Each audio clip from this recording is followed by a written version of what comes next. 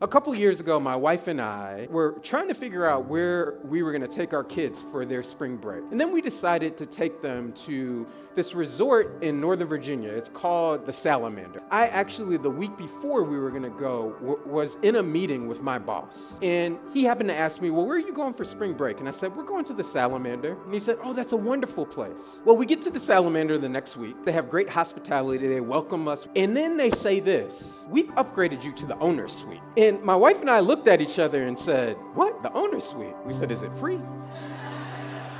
And they said, no, we have it covered. As I was thinking, how did this happen? And then I remembered my boss is a friend of the owner of the Salamander. And he never confirmed it directly, but he's a man of generosity. I'm sure he called ahead of us and said, I have my colleague coming. Why don't you treat him and his family like it was me coming? Well, church, isn't that what Jesus did for us? I have no business going to heaven, but because I know Jesus, he called ahead.